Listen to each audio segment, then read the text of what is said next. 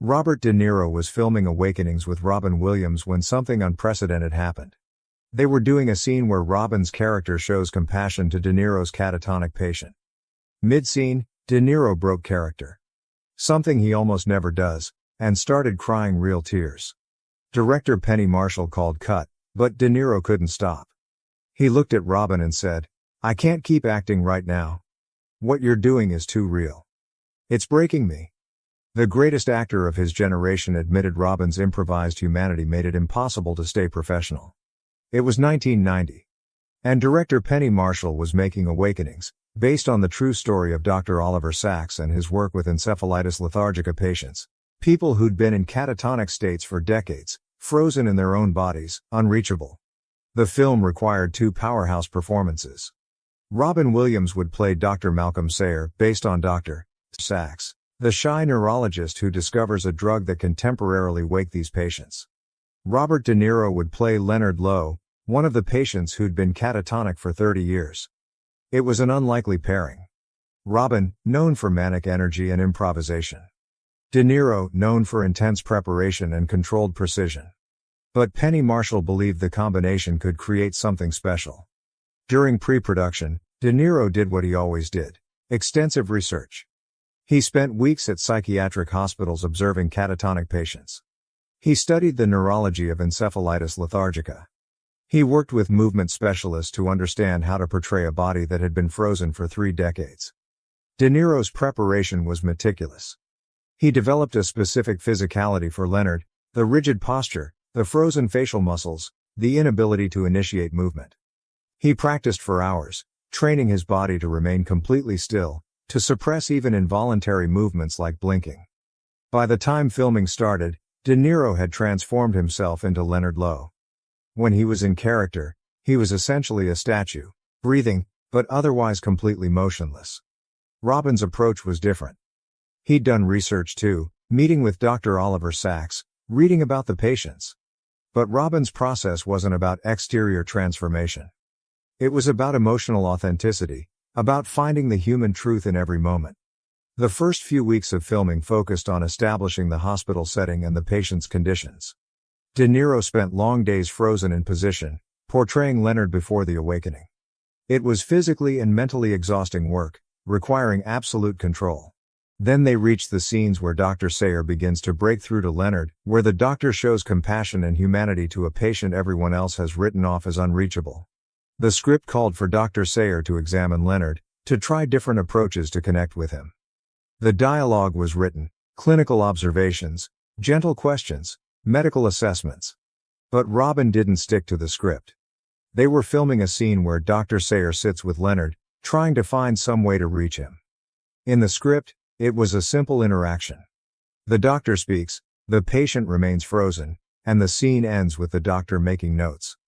Penny Marshall called action. Robin, as Dr. Sayer, entered the room where De Niro sat frozen as Leonard.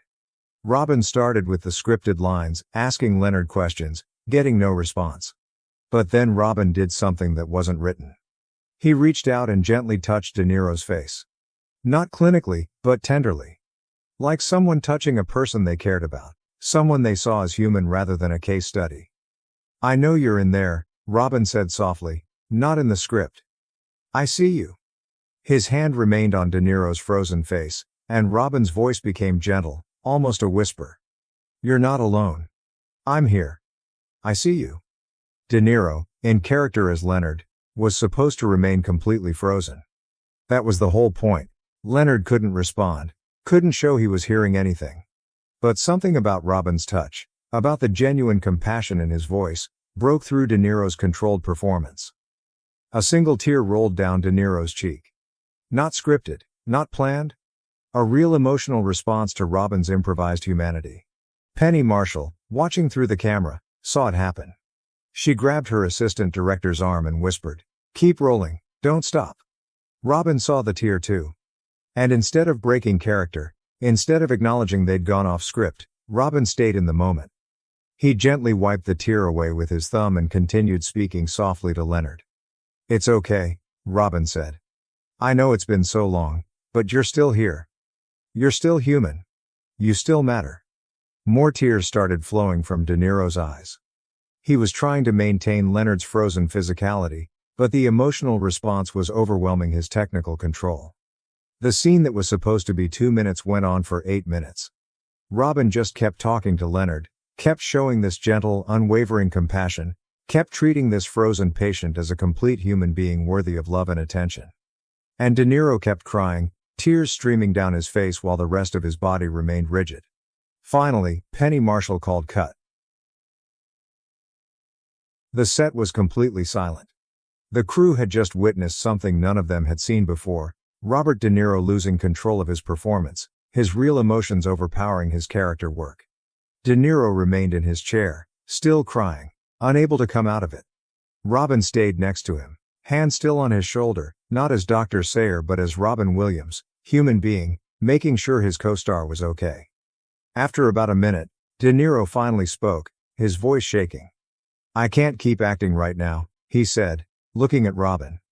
"What you're doing, the compassion, the humanity, it's too real. It's breaking me." The crew was shocked. Robert De Niro, famous for his ability to stay in character through anything, was admitting he couldn't continue. Penny Marshall called a break. Robin and De Niro stayed in the room together for a few minutes, just talking quietly. Nobody knows what they said to each other, but when they emerged, there was a new understanding between them. Julie Kavner, who played Eleanor Costello in the film, had been watching from off-camera. She'd worked with both Robin and De Niro before and knew their very different processes. "I've never seen Bobby break like that," she said to Penny during the break. "In all the years I've known him, through all the intense scenes he's done, I've never seen him lose control of his performance." "Robin didn't do anything aggressive," Penny said, still processing what she'd witnessed. "He just showed genuine compassion. And somehow that was more powerful than anything scripted could have been." When they resumed filming, they tried the scene again with Robin following the script more closely. It was good, professional, effective. But it lacked what the improvised version had captured: that moment of real human connection, of one soul reaching through decades of isolation to touch another soul. Penny made the decision to use the improvised take. The scene where De Niro's tears were real, where Robin's compassion was unscripted, where the greatest actor of his generation broke character because the emotion was too powerful to contain.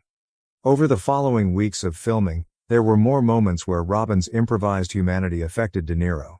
Never again to the point of completely breaking character, but enough that De Niro would need extra time between takes to recover. In one scene, after Leonard has awakened and experienced life again, he has to face the reality that the drug is wearing off, that he's going back to being frozen. It's a devastating moment in the film. The script had dialogue. Leonard expressing his fear, Dr. Sayer offering what comfort he could. But during filming, Robin added something unscripted. He embraced De Niro, held him like a father holding a scared child, and just let Leonard cry. De Niro, in character as Leonard, sobbed against Robin's shoulder.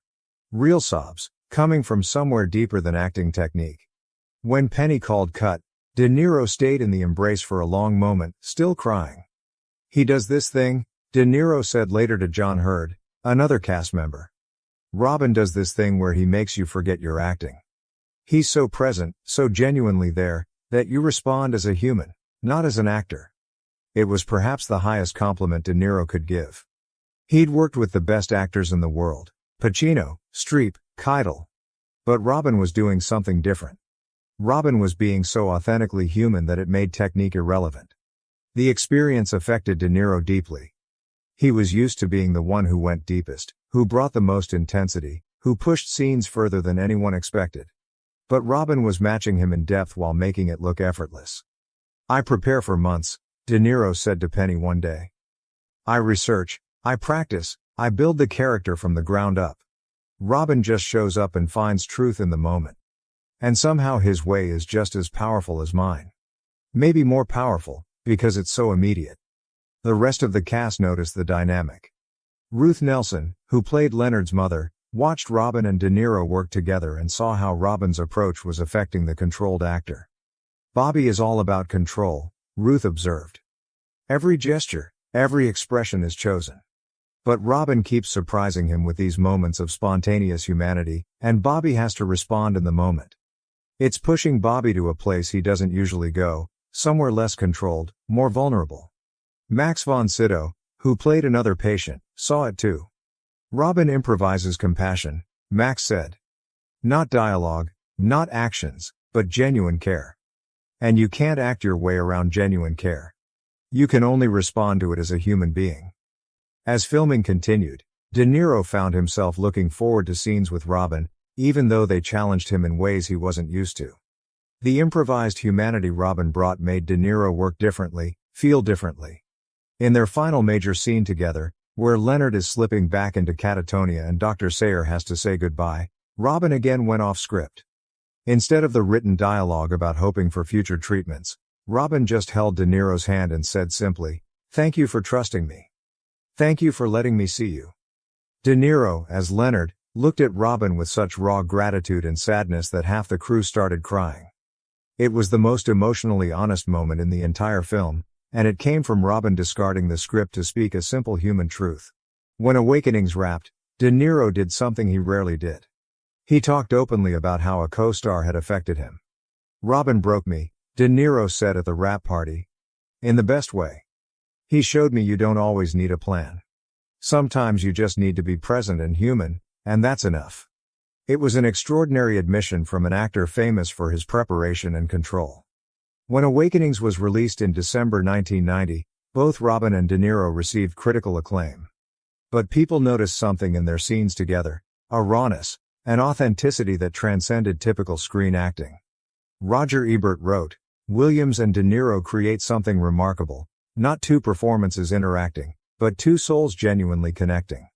What Ebert and other critics didn't know was that the connection was so real it had broken De Niro's legendary control, had made the greatest actor of his generation admit he couldn't keep acting because the emotion was too powerful.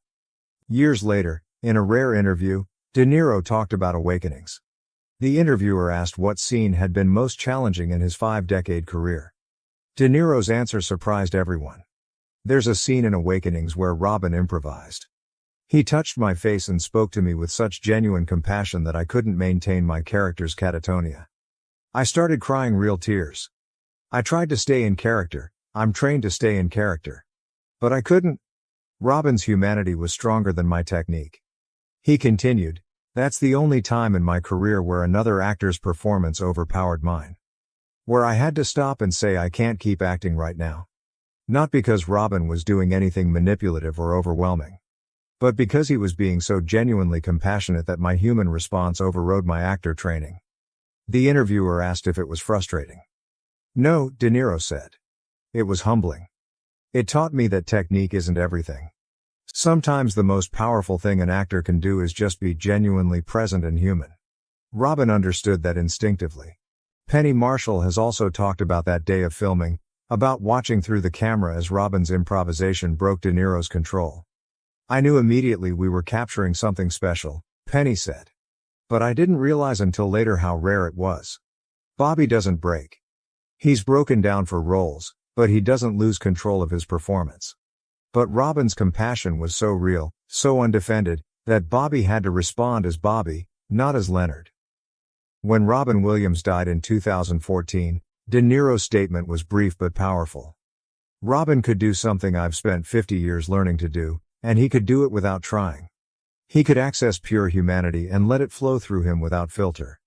Working with him on Awakenings taught me that acting isn't always about building a character.